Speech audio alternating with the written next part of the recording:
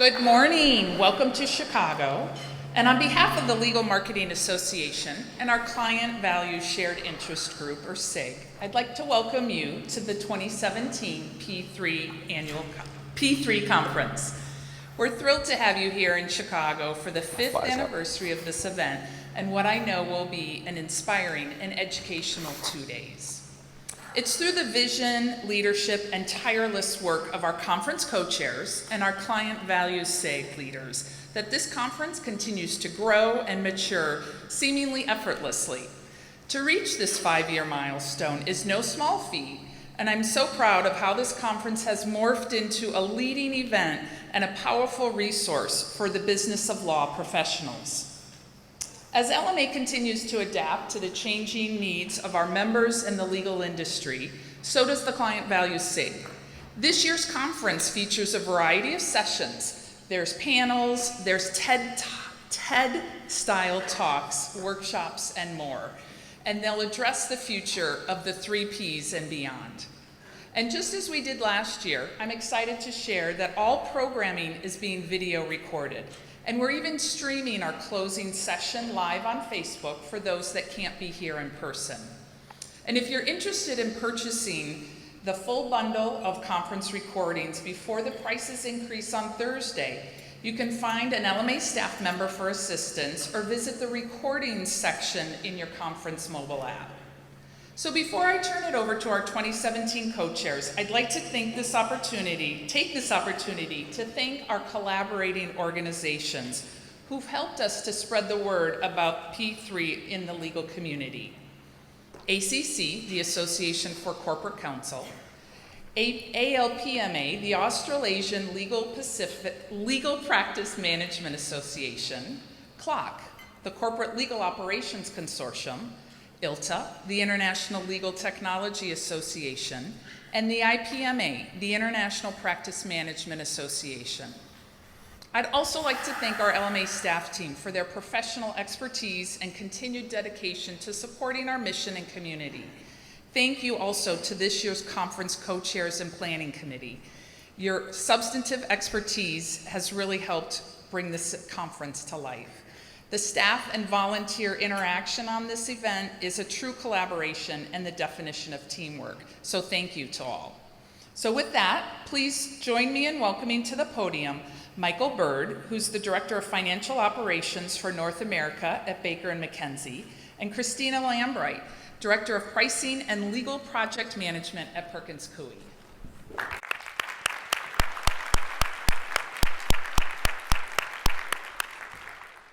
Thank you, Betsy, for that introduction, and welcome everyone to our 5th annual P3 conference. As Betsy mentioned, it is our 5th anniversary. And with being our 5th anniversary, we thought it would be interesting to take a look at some statistics, how we've changed over the years. We have about doubled attendance from our very first conference in 2013. We have had consistent growth year over year since that time as well. We have about 20% of our attendees this year are from the C-suite, as compared to our first year, which I suspect it was pretty close to 0 or certainly single digits. We have, I'm going to do this without looking, we have attendees from 4 continents, 9 countries, and 36 US states. So clearly we have a diverse group in that regard. From the very beginning, we have a handful of organizations that have been with us from the start. ILTA, which Betsy mentioned as a collaborating organization, several vendors as well, Prosperaware, Thomson Reuters, and Elevate. Very excited to have had them with us from the beginning. Speaking of from the beginning, interested in a show of hands for those who've actually been to all 5 of our conferences. Nice scattering, thank you. Since we've started, some interesting things have changed in the industry as well. There's a lot more, I believe, collaboration between clients and law firms, which I think is personified by our partnership with CLOC, which has only been around, I think, for a couple of years now itself. As compared to the first year, which I think was very heavily weighted to pricing, we definitely have, in addition to pricing folks, practice management, LPM, of course, and others, business development folks as well. we definitely expanded our audience in that regard. And of course, legal ops folks too. Legal ops have really grown a lot in the last few years, and I think the agenda and scheduled sessions reflect that as well. So speaking of Clock, I know a lot of you were in Vegas last week at the Clock conference, so thank you for showing up this week. We appreciate it. There's going to be some new things this year on the agenda. Aside from a great conference lineup, we have something called takeaways, which a small card in the back of the room will be there for you to give sort of your educational takeaways from the session. The important thing to remember about this is that you can actually win a conference registration for next year. So if you enter this drawing, it could be you that is coming next year for free. We will announce the drawing next or tomorrow at the closing remarks. We're actually doing a live podcast. It's going to be streaming live on Facebook, which should be very interesting. More so because there's alcohol involved, so no idea what anyone will be saying. That's one opportunity for alcohol. The other opportunity for an adult beverage will also be very exciting news. We have a Women's Initiative Network event. This is the first year we're doing this. Very excited about it, celebrating diversity and women. It is somewhat, I would say, inclusive in terms of numbers. It's capped at 75, so it's open to women and men, but you have to add it to your registration. So you can do so outside of this room or on your app, I believe. So I think we have about 60 people right now, so there's 15 slots left. So you could be the lucky winner at one of those slots. We have some, also, the Women's Initiative is presented by Perkins Coie this year. I'm giving that plug because I work for Perkins Coie, but also because they were kind enough to reach out and sponsor that event. We have some returning favorites that Michael's going to talk about. Yeah, so it's, with respect to other parts of the conference schedule, we have for the third year running four active workshops as part of our education sessions, which are specifically designed to engage the audience. So we have a series of service provider demos as well, where our service providers present on industry-specific topics with sort of case studies or white papers and how they've overcome and solved certain problems. We also have, in addition to those, 20 concurrent education sessions across 5 different tracks that have been designed with both sort of intermediate and advanced topics across them to get a range of experience for folks.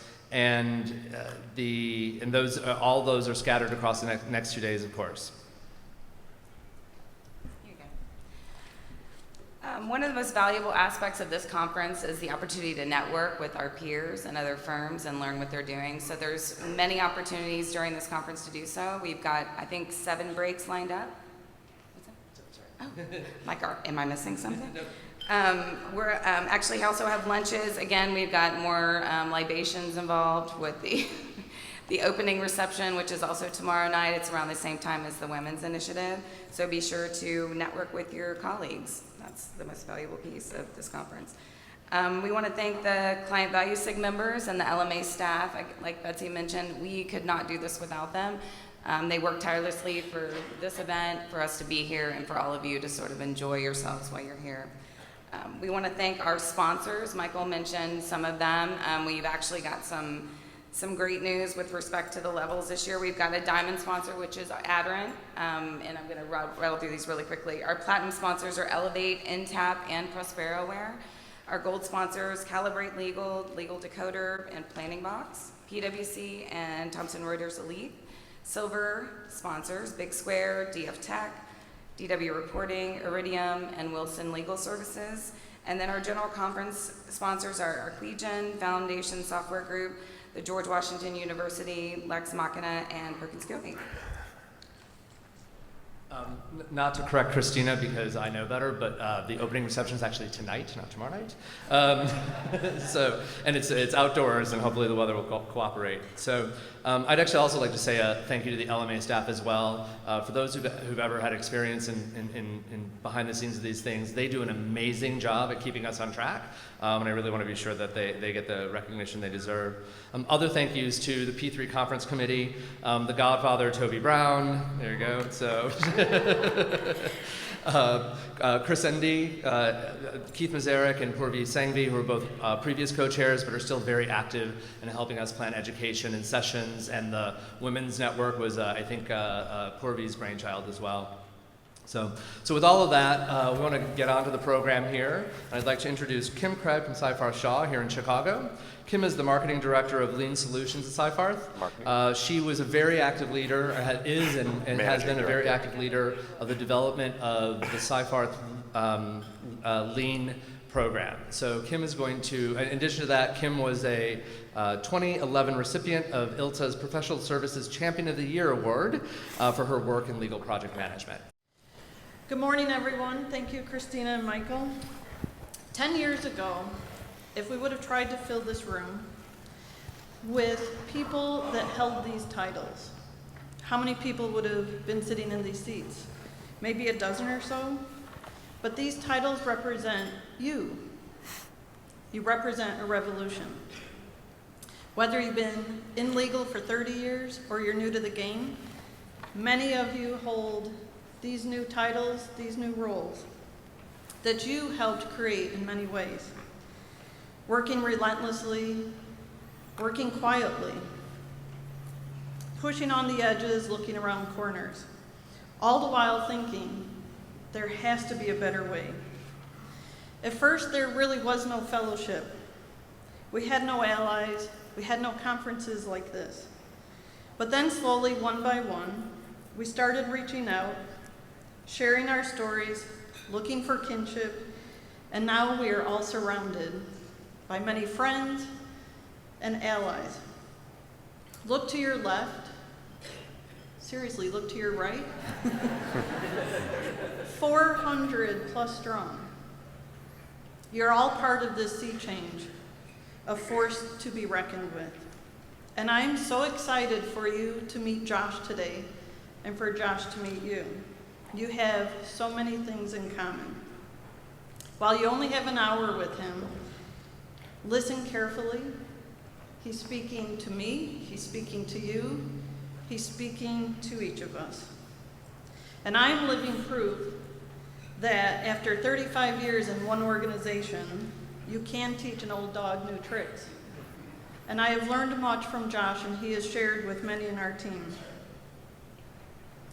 When I was talking to Josh about this group, and I explained the evolution over the last 5 years from that very first P3 conference that so many of us attended, I described who you are, but not just as project managers and practice managers, as pricing specialists and data analysts, but your passion, your drive. And he said, well, I know these people. They're legal entrepreneurs. They're the dreamers who do. They're considered troublemakers. They are change makers working tirelessly within their organizations. And I said, yes, that is us. That is who we are. And we've moved from ideators to doers. And look how far we've come. On this journey, many of us eagerly seek out leaders who are comfortable being uncomfortable, who lead by example, who aren't afraid to roll up their sleeves and do the work. One such person who has worked quietly for 20 years on the front lines and behind the scenes is Josh Kubicki.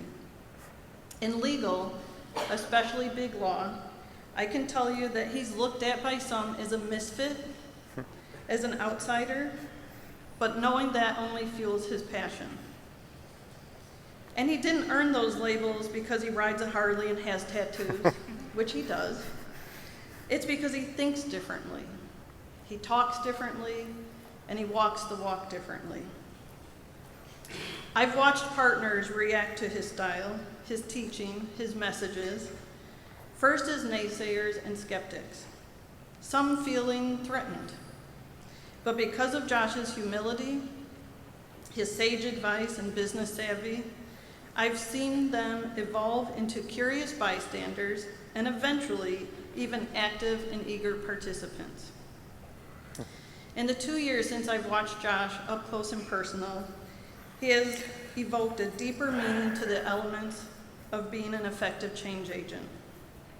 His creative spirit, his resistance to self-promotion, the empathy he displays for the journey all of us in this room are on makes him unique as a sincere leader who is a champion for our cause and selflessly lends his talents and experiences to those he encounters for the betterment of each of us, and most importantly, the clients we serve. Josh epitomizes the traits of one of his truest passions, design. He has taught us to focus on the human elements, to have empathy for those around us, to test and to celebrate failure, to be brave yet always humble. I consider it an honor and a privilege to introduce my boss, my mentor, my partner and friend, Josh Kubicki.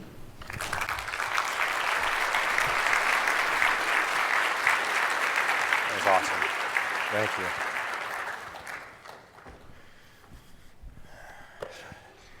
Arrogance, troublemaker, misfit, not a company man, adventure, greed, misfortune, disappointment, a big letdown. About 9 years ago today, I was sitting inside a nondescript conference room inside a big law firm in Washington, D.C. I was defending myself with my lawyers against a lawsuit directed at me for $20 million. And we had about 2.5 hours of deposition in the morning, and this was the first break. And my lawyers left the room to caucus, catch up on email. The opposing counsel left the room too, probably to try to strategize to get me to step on some landmines in the remaining portions of my deposition. And it was just me and the court reporter, and he was sitting there sort of going over the morning's testimony. And so I sat there reflecting of how I got to this position. $20 million for me. I didn't have that, obviously. What happened? How did I get here? And I started recounting 2 years earlier the events that unfolded that brought me to this place. See, back then, this is over 10 years ago, I was in legal staffing. This is the heady days of EDiscovery when it first was kicking off. And I was in Washington, D.C., the branch manager for the D.C. office of a large legal staffing company.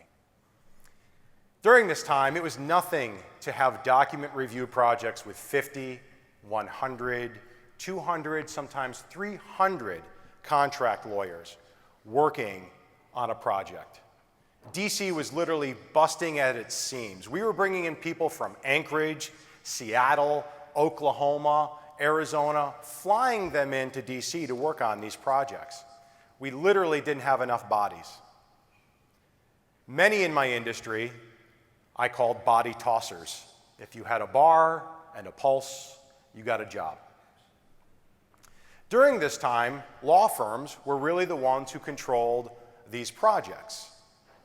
So you can imagine putting 200 contract lawyers into a room that's designed for 100, with bathroom facilities designed for 100, no kitchen facility, no security. And oh, by the way, let's put a first-year or second-year associate in charge of all of this, right? This is what was happening. So you can imagine the chaos. It was nothing for me to get a call at 11:30 at night, because they worked around the clock, or 8 a.m. on a Saturday morning, where I had to go fire someone for grossly inappropriate behavior. That's a whole other keynote right there, the stories from those days. And I started to realize there's got to be a better way. This seems so broken. The law firms aren't happy. The temp lawyers aren't happy. The first and second year associates aren't happy. My team, my company, yeah, we're happy because we're making a lot of money, but my God, the pain we're going through. So I started to ask questions. I started to ask questions of my client, the law firm. What can I do? Can I take on the PC vendor? Can I organize that? Because we used to have to rent hundreds of PCs, hundreds, and then get them networked and mapped to printers. And I just started taking that on. I would front all the cost for that, and I actually spent many nights crawling around on floors, connecting Ethernet cable, and mapping printers. Then I said, what else can I do? Can I take on catering? Because most of the times, the first, second-year associates thought about dinner about a half an hour beforehand, and when you got to feed 200 people, that doesn't work. And you can't always have pizza. I love it, but not every day. So I started taking on catering, started taking on janitorial services. I started adding project management for logistics and facilities. I then started adding project management for the work product to help the first-year and second-year associates manage the workflow. Now, none of this was sexy or cool. It wasn't going to get me on the front cover of anything like Fortune or Wall Street Journal, but it was important to my client. It was important to my temp lawyers. Now, that's a good part of the story. To get this done inside my company, a global corporation, I absolutely had to bend and break rules. I had to be an agitator. I had to be a bit arrogant, sometimes too arrogant.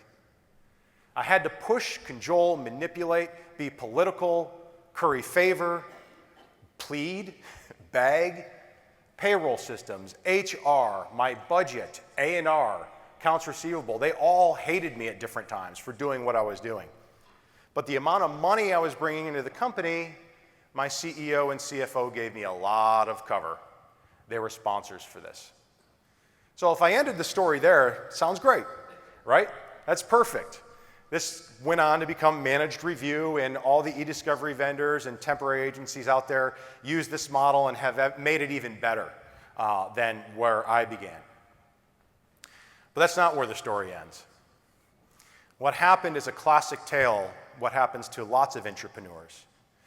Greed, on my part, on the part of the company. Arrogance, on my part and the part of my company. See, they saw a good thing, and they wanted to scale it. They wanted to push it out to the entire US. I thought it was mine. I built it. I designed it. I delivered it. I took the hits. And tension started to build. And ultimately, that tension led to a decision point.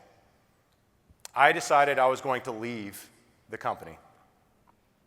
And I did all the right things. I didn't take secrets or anything like that. But what I did is I took this model. I took this idea. And because they weren't going to execute it the way that I know you should execute it, I was going to leave. Now, they weren't completely innocent. They were trying to adjust my pay. I was on commission. I paid off my student loan. Real quick story. Success was so great during this time that I remember calling Sally Mae up, asking them how much I owe on my law school student loan. It was a big number. And I sat there and I wrote the check and I took care of it in one fell swoop. I was making a lot of money. The company was treating me well. I can't complain about that. But they wanted to scale this out and they wanted to pay me less, and that irritated me. And they didn't know quite what to do with me. So I left. Thus, I find myself being deposed for a lawsuit for $20 million because that's how much revenue I was driving for this company. Now, that turned out well. It goes as many lawsuits go, and the rest, they say, is tucked away in sealed settlement papers. A fraction of the $20 million. But let me contrast that story, because if I stop there, I would scare the living daylights out of you for ever wanting to be an entrepreneur. But just a couple months ago at Seyfarth, I was in yet another conference room. And yet again, I was talking about something I designed, I built, not alone, but with a team. And yes, I had the scars. Yes, I had the bumps and bruises for designing this. But in that moment, I was there to turn it over to the department chair. This was a new service model that we had designed and delivered. And I was happily turning this thing over because it wasn't mine. I designed this for the law firm. I built this for our clients. And I was fulfilled by that. And when I contrast those two stories, I really think, wow, that is my journey. That's really sort of my entrepreneurial journey. And we'll recall these stories this morning as we walk through some of the key elements of being an entrepreneur, some of the ups and the downs. So I just want to say thank you all for welcoming me here. The committee, thank you very much. Kim, what an amazing introduction. Kind of felt like I was being eulogized. So keep that, but we don't have to use it for a long time. As Kim said, I've never been here before. I don't know all of you. I can't wait to meet most of you, hopefully many of you. I can't wait to learn from you. I plan on attending sessions and really sort of digging in. So I rang up a couple of you beforehand and spent some time with you. And I talked to different members of my team who are members of this community, trying to get a sense for, okay, what do you want me to talk about? What shouldn't I talk about? And as Kim said, I'm a doer. I'm not a talker. I don't generally sit patiently like you all are right now with people up here as a talking head, because we end up always hearing about these themes at these conferences. Innovation, which has been so blurred and it's nonsense. Yes, we could talk about lean. We could talk about incubating ideas. We could trot out the old, you can't tell a room full of millionaires their business is wrong. We can talk about disruption. I didn't put AI up here, but geez, God help us all. Design, skate to the puck, or where it's going to be, right? All these things. People buy the hole, not the drill, okay? Now, I'm not making fun of these. These are effective memes and themes, and there's a lot of substance behind here, but there's also a lot of nonsense, a lot of bloviating that goes on, and I certainly didn't want to do that. Of course, we have big law is dead. This is the big theme, right? One of the big themes. I fundamentally disagree with this. I think the business model of law firms is one of the most flexible, adaptable, opportunity-rich business models that's ever been built. We don't have a business model problem, we have a culture problem. Demographics and time will eventually take care of that, by the way. Right? The business model, which we'll go into, gives all of you the amazing resources and tools to actually create and build. I love this theme too. Lawyers are not business people. This is our equivalent of them calling us non-lawyers, right? The problem with this is I know lots of business people who are not business people. I know lots of lawyers who are business people, right? So this is not a good theme, and I don't really ever talk about this because each one of us is different and each one of us brings a different experience. This one, innovator die. You know, how macabre. I fundamentally disagree with this one too. Do you know how many great lawyers and law firms out there right now providing traditional legal counsel to their clients? Do you know how vital that is? Those lawyers don't have to innovate.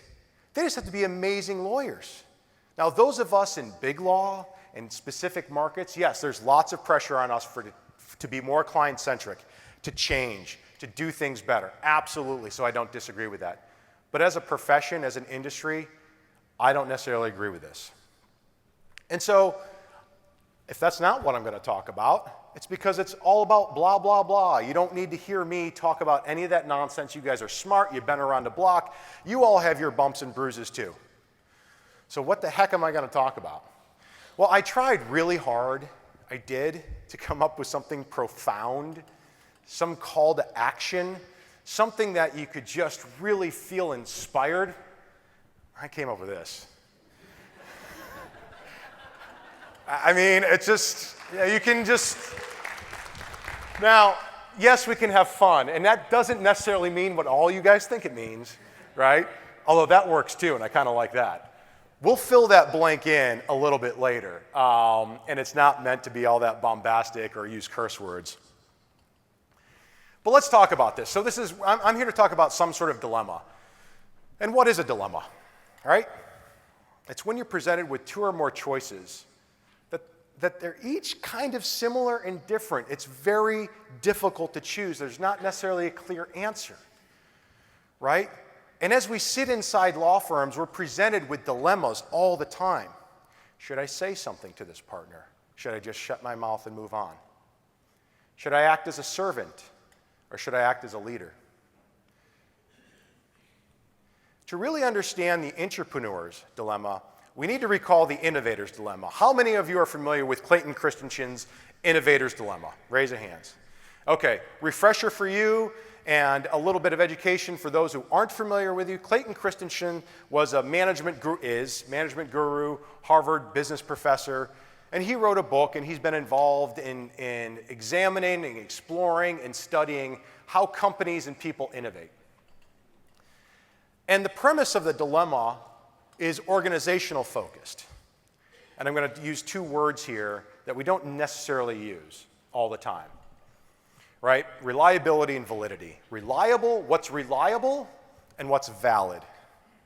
So really briefly, if you think about any company, a lemonade stand, a law firm, a light bulb manufacturing company, all systems and processes, all talent, all culture, all sales, the whole ecosystem of that business is designed to do what? To return reliable results. If you make light bulbs, 1 million a year, well, you better make sure you make 1 million next year. So what do you need to do? You're not going to change a lot of those things that you typically do. You're not going to massively pivot to become a solar energy company, right? You're going to do all of your process and resources is going to be designed to create a reliable business model. Law firms are the same way. We evaluate the past to predict the future.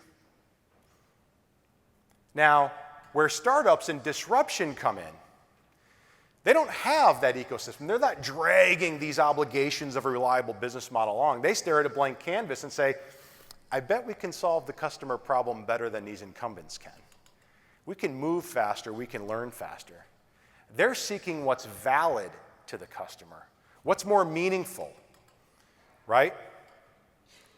That's what they're seeking. And so the whole Innovators Dilemma is how do big companies, big law firms, drive both of these things simultaneously?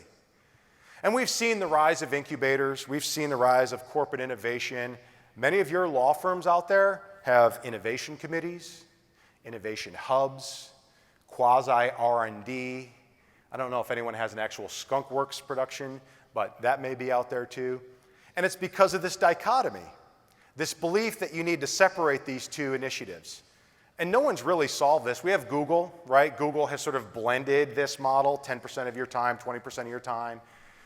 So corporations, even like Google, are struggling with how do we make this happen? How do we deal with this dilemma of pushing forward, getting returned results, expected results every year, and making sure we're valid to our customers? Okay, so what's an intrapreneur? Well, I say that an entrepreneur is someone who builds things inside an incumbent company. Could be anything. Could be a new practice group. Could be a new service model. It could be a new go-to-market strategy. If it's new and it didn't exist before, you're building it, you're an entrepreneur in my book. There's lots of definitions out there. You're an entrepreneur inside a company. Okay, I get it. The other fundamental difference, though, between why I don't say entrepreneur inside of companies, because entrepreneurs are building for themselves. Go back to the story of me in legal staffing. I was acting like an entrepreneur. That was my model. It was mine. I was going to take it. Entrepreneurs do it for another reason. They're doing it for the organization they're in. They're doing it for their customer. They're doing it for their client. And that's the number one reason. And entrepreneurs got to accept this. If there's one key point, a takeaway from my time with you this morning, it's this. We bitch and complain and say lawyers are risk averse, lawyers get in their own way, go back to they're not business people, they only care about lining their pockets with cash every year. Guess what? That's status quo. That's the business model. We're not going to change that or disrupt that overnight. That's why entrepreneurs never directly attack status quo. You do, you'll be squashed like a bug, without a doubt. And why is that? Going back to the Innovator's Dilemma, there's something that happens when a company or law firm starts to build for reliability. There's something that starts to emerge inside the firm. It's an immune system filled with antibodies. And these antibodies' job, just like in your body, is to seek out anything foreign and destroy it, right? This is what happens. You got a new disruptive idea, we will kill you. right? You got something that says a partner might be wrong, guess what? You're not going to work with that partner again. Anything you try to do inside an incumbent company that attacks status quo, you are literally signaling to the world, come seek me out, fire me, demote me, ignore me. So entrepreneurs are smarter than this, but we've got to figure out a way to maneuver within them. And how do we do that? Well, it's not this. It's not about innovation. Again, this word that we use time and time again. This sense that innovation is a thing unto itself. That somehow innovation will save us. I don't know about you. I don't know too many partners that are calling me up every day and being like, hey, Josh, let me tell you, I want to innovate today, right? Let's go innovate. They don't want it. They don't even know what it means, and I'm pretty sure we don't even know what it means anymore. So what is entrepreneurship about? It's about growth, period, end of story, growth. That is what entrepreneurship is about. We are going to grow something for the firm, and by the way, that doesn't always mean revenue. It's growth we're seeking. It's growth that the status quo will appreciate. You can grow in new ways. But as long as you're growing in a way that they can understand, that they can respect and appreciate, you can bring new processes. You can bring new language. You can bring a new culture. As long as you're focused on growth and not telling them they don't know what the hell they're talking about, as long as you're not telling them their business model's broken, as long as you're not telling them they're dinosaurs, you don't need to do that. Just focus on growth, and I guarantee the rest will take care of itself. Let's talk about examples. Let's get practical here, right? Pricing. We've got lots of pricing people. Every time you price to preserve profit, you're making sure the firm's in a position to grow. Managing a project, managing a budget. Why are we doing that? Preserving growth, giving an opportunity to grow. Pricing to win. Which I put pricing to win there for an example because not always are you pricing for profit. Sometimes you want the win, you want the client, because it's going to give you something else. These are examples of growth. Also, those who are asked to stand up a new segment, a new industry team, a new service model. Many of you out there are able to design and build products or collaborate with our technology vendors to design new products. Even a new marketing campaign is all focused on growth. That's the holy grail of entrepreneur. That's what you're seeking. If you can demonstrate growth, doesn't mean you always win. Those antibodies are strong, those little buggers. They do find you. You're going to bump into it. It can be frustrating. But you stack the deck in your favor. The opportunity, I know you can't see this. This is just an example, an artifact that I can share with all of you later. The opportunities for growth are so immense inside my law firm, and I know Seyfarth is a little bit different, but not really. We're a big law firm. We've got all the same personality types, a lot of the same practice groups that all you do. We've got a somewhat unique culture, but you guys all have a unique culture too. We've got so many opportunities for growth. I designed a growth playbook, and this is meant for everybody on my team. And I should actually pause here. Does anyone know what the Chief Strategy Officer at Seyfarth Shaw does? No clue, right? Okay, let me explain that, and then I'll come back to the growth playbook. So real quickly, I work with the executive committee and the chairman and managing partner to do two things: to detect business opportunities and business risks. And my job is not to make the decisions. My job is to frame up the questions to ask and what the decision scenarios are. How do I do that? I have an amazing team of about 80 people that consists of lean solutions, consists of pricing, practice development, marketing, business development, PR, executive communications, and I also have business intelligence and research, and I have a small sort of team of business designers. So, going back to the playbook, I designed this, and my team helped me design this, so that everyone on that team could use this and understand it. The reason why I'm sharing it with you is because this blends strategy and design to make it actionable and practical. Now, it's easy as the CSO to bring this forward and have a conversation with a partner.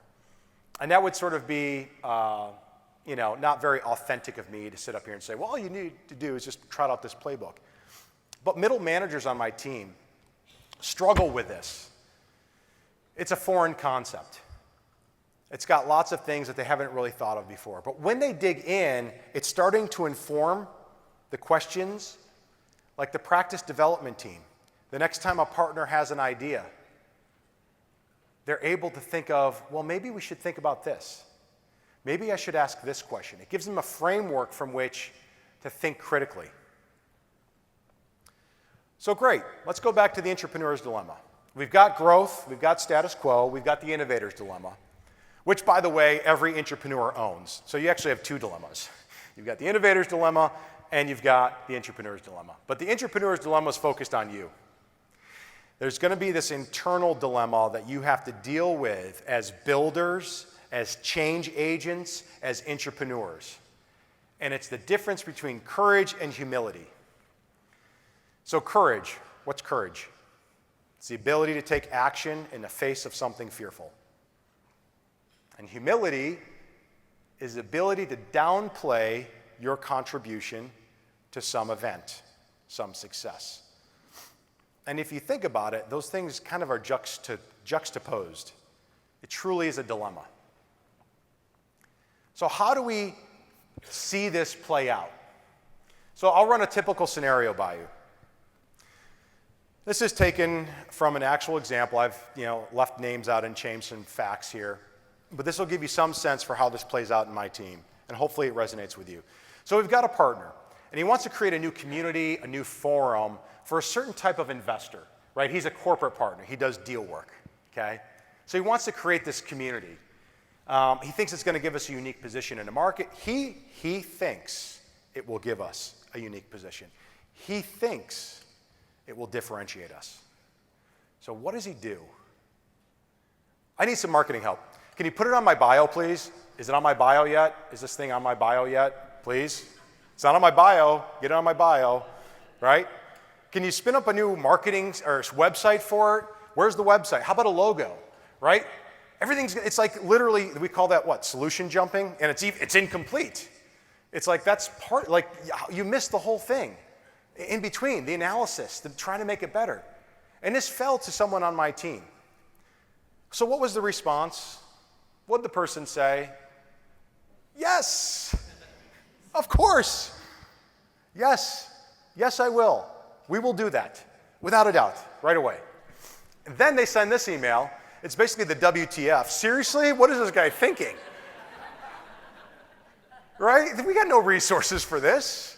I don't even sure he even thought about the idea. Like, how are we going to do this? That's a typical response, and I'm sure it happens inside your teams all the time. The outcome is the success is left to chance. It's a coin flip whether this whole thing's going to work out. How many resources are going to be consumed while we try to get this thing up and running? And the downside is that person who said yes is now in a servant role. Remember, we're on a bad day, we're all called support staff. On a really bad day, we're all called overhead, right? We don't want to promulgate that by just saying yes and standing at the end of the conveyor belt clearing requests all day. Yeah, stupid idea. Sure, absolutely. We want to find the good ones and we want to make the dumb ones better if we can. So, the actual response. Now, this was between me and one of the team members. So yes, I was coaching on this, but this behavior is starting to take hold inside the team. And I'm not going to, there's the small print, it's very tough to read. But instead of saying yes, we actually went back to the partner and asked a number of questions, but one was profound. And it was this. Okay, Mr. Partner, these people that you want to bring together, what problem are you going to solve for them by bringing them together? He was thinking in terms of his perspective, what he wanted. When I flipped the script and said, put yourself in someone who's going to show up to this forum or community, what's driving them to be there? Is it because they want to know other people like them? They want to network? Is it because they want deal flow in this certain sector? They want to meet people who can introduce themselves to investors and entrepreneurs. Is that the problem? Or is this topic area something where there's a pending regulatory or governmental action? And so this forum is really a think tank and an ability to write position papers and inform legislation. And that partner was blown away. Not because of the brilliance of that. That's not a tough question to ask. I'm sure all of you asked that question, either in your heads or if you're courageous enough, you say that. And this was his response. This is his actual email. Now, you could say I caught the partner on a really good day, right? Sure. You can also say that this partner's 1 in a million. Most partners would ignore it. But I'm actually starting to see this behavior more and more where partners are starting to lean in. Kim mentioned it. At first, they're naysayers. But as you start to ask smarter questions and do some critical thinking, they start to lean in. They're curious as to what we're thinking. And our whole point is helping them, not challenging them, not making them feel stupid. It's not what it is. Because remember, we're about growth. We're not about being right. We're not about being smarter. We're not about being cooler. We're about growth. So this partner has an idea, and we need partners to have ideas. That's how the firm continues to grow. Our job is to make that idea the most winning idea possible, and they start to appreciate that. It takes courage to do that. It takes real courage to do that. And not a lot of the business side of a law firm has the courage to ask questions. Because the culture isn't one that really invites that. And I recognize that. Status quo doesn't really allow for that. The partners own the business, as we are reminded often. They're the ones who run the firm. And that's okay by me. I have no problem with that. When you act with courage, like in this case, you increase the likelihood of success. And you start acting like an entrepreneur, and you have that mindset. You're not acting as a servant anymore. You're a critical thinker, adding value. So how do you do that? How do you get courage? And this is something that, when I first joined Seyfarth, I brought a bunch of different teams together. All those teams that I mentioned a few moments ago were silos, right? And I started bringing them together, and I started talking like this, and many people were like, what is this guy saying? Like, we have no clue. Okay, so he wants us to be courageous. We don't know what to ask. And so I introduced this tool, if you will. It's the Intrapreneur's Canvas. Now, I'm not going to take full credit for it. I'm going to tell you where this came from in a moment. But this is an adaptation that I designed to help guide my team through a conversation about growth. And it asks fundamental questions like, what problem are you trying to solve for your client? What type of relationship do you want? Not everything can be the trusted advisor relationship, despite what our lawyers want to believe. Sometimes it's transactional. There's a number of elements on here. But this came from a book that was written about 3 or 4 years ago, maybe 5, Business Model Generation. Has anyone seen this book or read this book? Okay, a few of you. I wish I wrote it because I'd be pimping it right now, but I'm pimping it for someone else. I would go read this book. I would pick this book up. Out of this came what's on the right-hand side, the Business Model Canvas. And it breaks down the 9 elements of any business in a way that you and all of us and partners can understand. And why am I talking about that? Because this tool, or my tool, the Intrapreneur's Canvas, I designed that for legal entrepreneurs, can guide my team, can guide all of you to think about what questions to ask the next time you're asked to build something or to price something new or to manage a project that seems kind of off to you. This should give you the courage. It's not the only thing, but it's one tool. And so the whole point of this canvas and the Intrapreneur's Canvas is really to give you the ability to ask a question, why, but not just why, right? Think about that response to that partner. The fundamental question, what problem you're trying to solve. I don't care if you just literally use that question for the next 6 months every time you run into a new idea or something like that. I guarantee you're going to stumble upon some amazing dialogues and conversations with the people who have ideas. And that's going to generate more value and opportunities for growth just by asking that one simple question. But you've got to ask it with courage. You've got to actually say it, and humility. Now, Kim mentioned something in her remarks that I am humble or work with humility, which is an odd characteristic for someone who gives keynotes. But the reality is I am not a big self-promoter because I see how dangerous it is. I see how that can lock you up in the equivalent of a conference room defending yourself against a $20 million lawsuit. You need to be humble. You need to work with humility. It's what keeps the firm's immune system away. If you're talking disrupt, this is why I don't do this, by the way. This is why I don't get up here and write about innovation and disruption. I don't think that'd go over too well inside my firm. I don't want them to see me coming. I want to camouflage my entrepreneurial efforts with humility. Now, some may say that's manipulative. I don't care if it gets the job done, right? Because I'm not trying to do it out of some malicious, nefarious intent. I'm doing it for growth. Remember, that's the Holy Grail. I'm doing it for growth. And it's a mindset. And it's behaviors. Like courage, I can give you a tool. Like we kind of know what courage is. Humility, I can't like give you a tool of how to be more humble. I just check your ego. I don't know. I don't know how to do that. So part of leading up to this, I wrote a white paper. And I'm not going to go through all of these.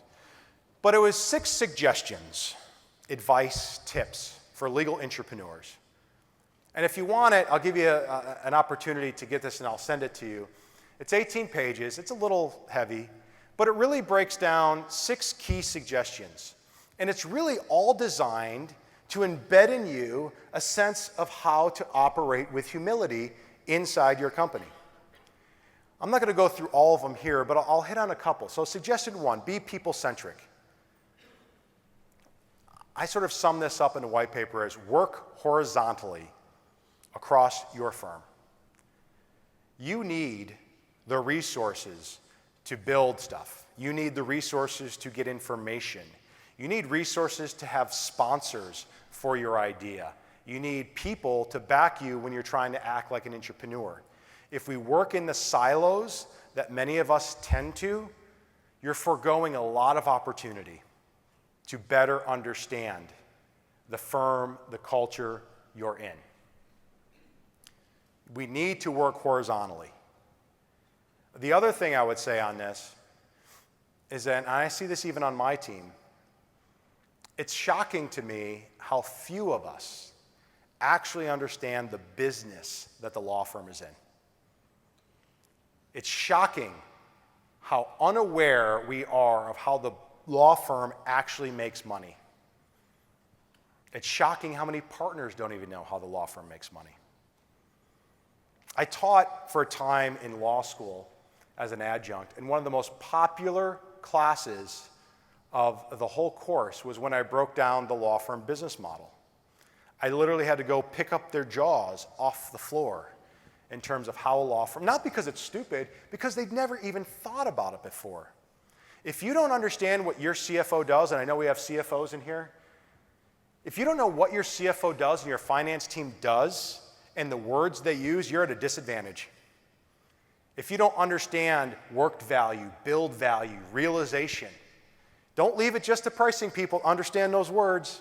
Marketing, business development people, project management people, you better understand that those are the touchstones of how a law firm measures itself. And it's amazing how many people don't pay attention to that or understand it. Suggestion 2, measure something more than direct impact on revenue. This is a classic case. If you're confused, if you're being attacked by antibodies or the immune system, here's a big warning sign when you get this question. So you've got this idea or this project, this is great. What's the ROI on that? When are we going to see money? It's funny because I don't really ever hear them asking each other that question, What's this ROI on this lateral we just brought in, right? When's that person going to make us some money? And how much is that going to be? And when? It's funny, right? They don't measure it that way, but when it comes with new ideas, those antibodies are able to ask that question. So measure it differently. So I'll give you an example. We won a big tranche of work from an existing client. Everything west of the Mississippi, and it's a lot of work. We already had won that, thanks to our pricing team, thanks to our proposal team. That win was in the bag. We were getting that work no matter what. But now we had to figure out how the heck are we going to ingest all that work without frustrating the client, without frustrating the partners. And so a team led by Kim designed these workshops that merged lean with actual capital D design, had our partners there, had the client there, mapping the customer journey, the user journey, mapping the lean process. No revenue was created, none. Right? Nothing. The client engagement was through the roof. The relationship was being solidified, not just by the people in the room, but by the two organizations, the law firm and the client. You measure that, you collect those stories, you capture those stories, that's how you can measure entrepreneurship. If you can talk about it in terms of returning revenue, going back to that second story I told, when I had to hand the keys over to the department chair, that was $1 million in profit that I helped create for the firm I had to turn over, and my name will not be associated with that. Only leadership knows that I helped build that model. So yeah, I pointed to $1 million. But I pointed to a whole lot more, not just that revenue.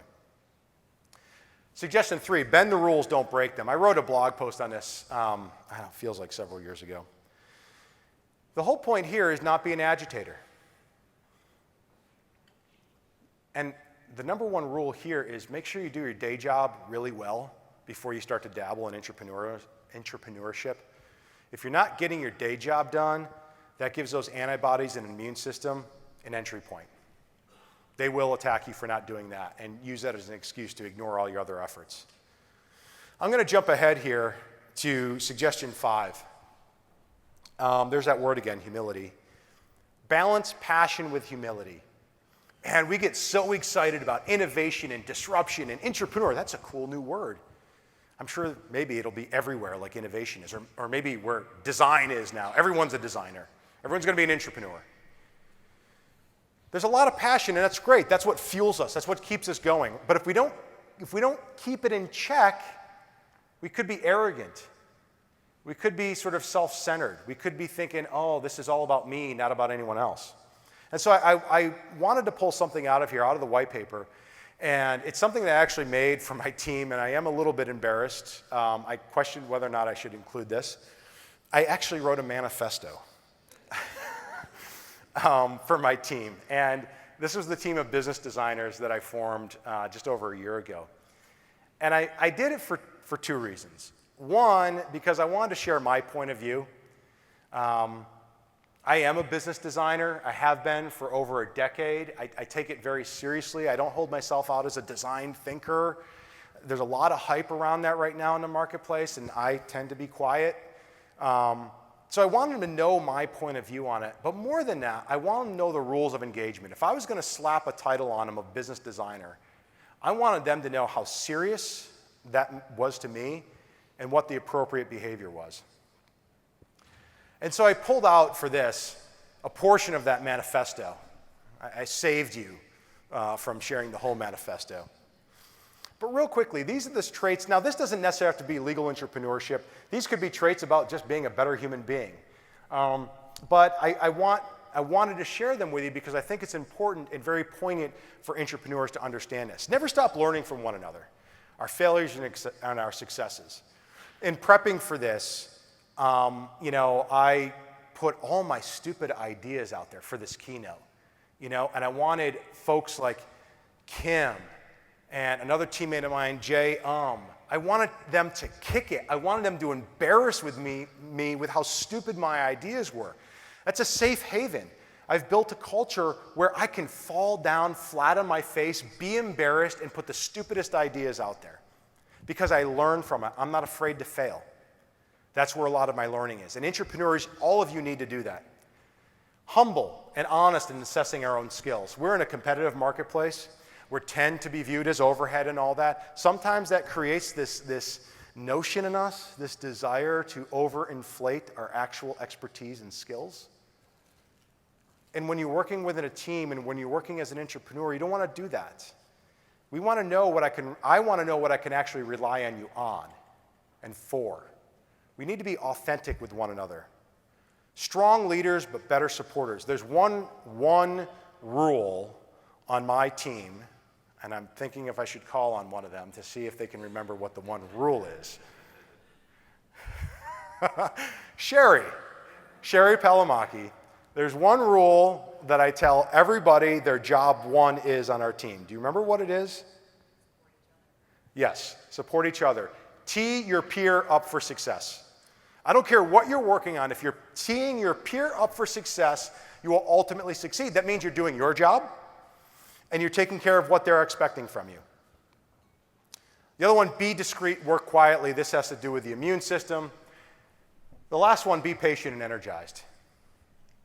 This is a long process to go after, which I'm going to sort of end on here in a moment.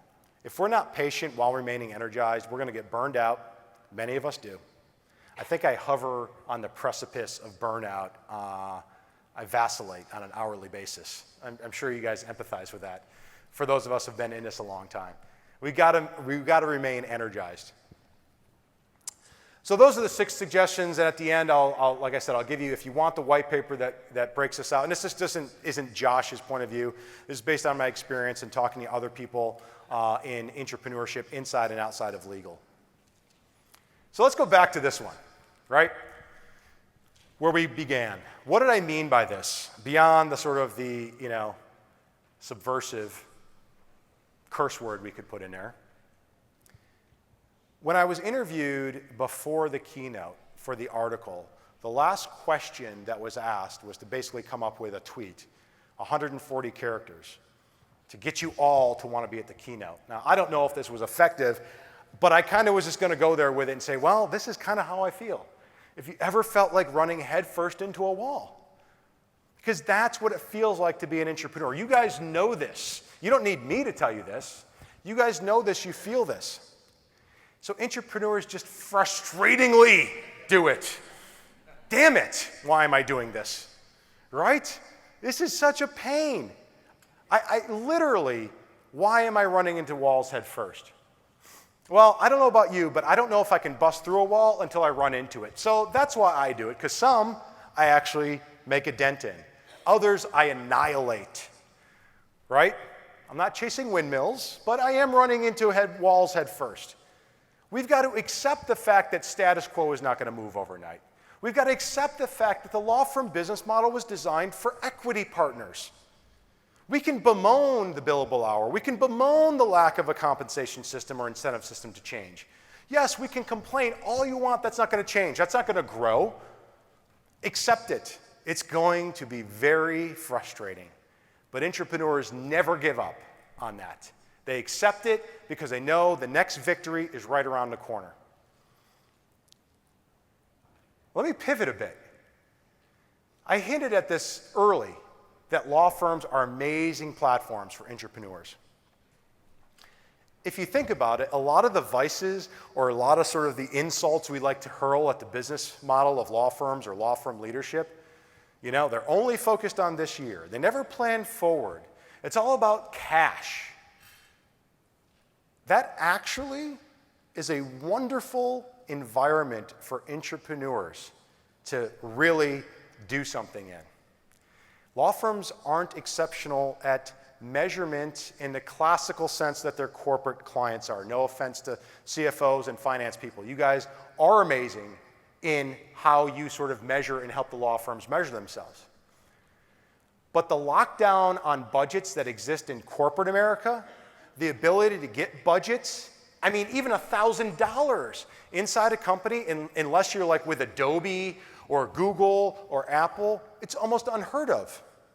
In law firms, we have these amazing things called promo budgets, right? Equity partners have a lot of deference and autonomy with how to do new things. I mean, new things to them, maybe not new things to us. Let's talk about equity partners. Equity partners are given that deference and autonomy. So if you can find an equity partner as a sponsor, how many political wheels can they turn for you? How many obstacles can they remove for you? If you were working with a senior associate on a cool idea versus an equity partner, how different would your life be? You'd actually be able to do something with the equity partner. Right? That decentralized nature of a law firm gives entrepreneurs a lot of advantage. Yes, we have chairmen. Yes, we have managing partners. Yes, we have executive committees. But we have a lot of other equity partners that are true owners of the business, and therefore leadership treats them that way. That's an amazing environment to be in, if you really stop to think about it. If you've ever been inside a big company or a regular company, you would be amazed at what those people think we have freedom to do. We actually have a lot of freedom to do new things. We don't have all those policies and procedures. Really, law firms are ruled by exceptions, if you think about it, right? They make a lot of room for their equity owners. So entrepreneurs are doing it fulfillingly. We're doing it because we want to help. I had to make that up, by the way. That's not a word. We do this for a greater good. We do this for growth, right? That's what this is all about. It's not about me or you creating a new service model, an industry segment, and thinking it's yours. It's not about you winning the next award for innovation, right? It's an arms race out there right now with big law to come up with the next shiny object. And we all get caught up in that. There's pressure on us to create that. All of you in your different roles have pressure to create that and participate in the arms race.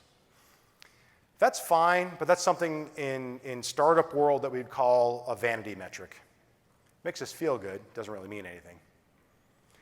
So entrepreneurs have to have this greater purpose to fulfill their soul, to fulfill them wanting to show up every day. And it's growth. It's helping our partners design better services for our clients. I want you guys, before I close, to take out your email, please, if you can. And I want you to put in this email address. I made it up just for this. I'm not going to spam you. I promise. And I want to put in the subject line, yikes, 1, like, oh my God, this keynote, bomb, bomb, bomb. Or 5, yay. There's one rule, there is no 3. There is no 3. So you got to go 1, 2, 4, or 5. You could say, why didn't you say 4, Josh? Well, I don't. I want to make it difficult. This is an example. 1, I want immediate feedback from you, but entrepreneurs love measurement. They love experiments. They love tests. They love data. They love getting the customer, you are my customer here, input.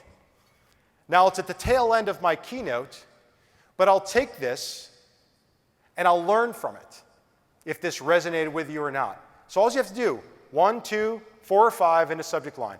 In return, again, I won't spam you, but I'll send you a list of resources that I talked about. Canvas, business model generation, not the book, but I'll send links. And I'll send you the white paper too on the 6 suggestions. So if you want to just shoot that off to me, I greatly appreciate it. So to close, I just want to thank again the P3 Conference Committee, Kim Craig, and all of you. Please find me in the halls. Tell me what you thought. Tell me about your job. Tell me about how you are trying to be an entrepreneur. Tell me if you think of yourself as an entrepreneur.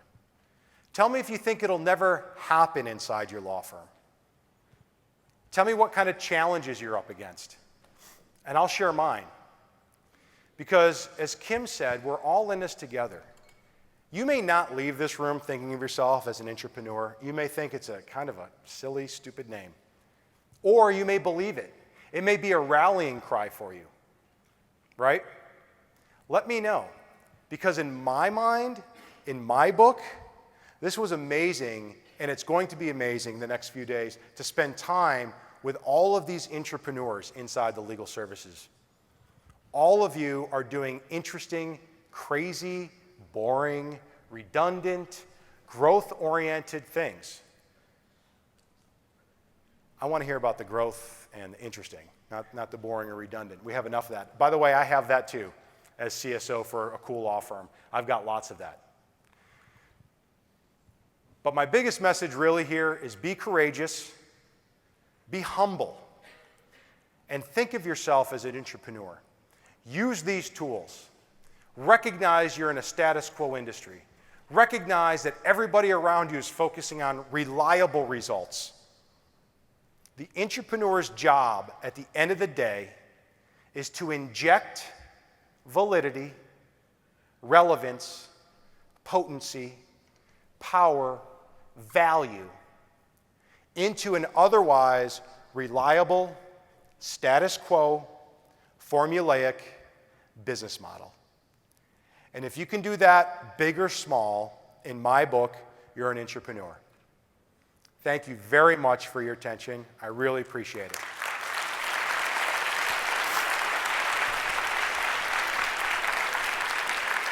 Thank you.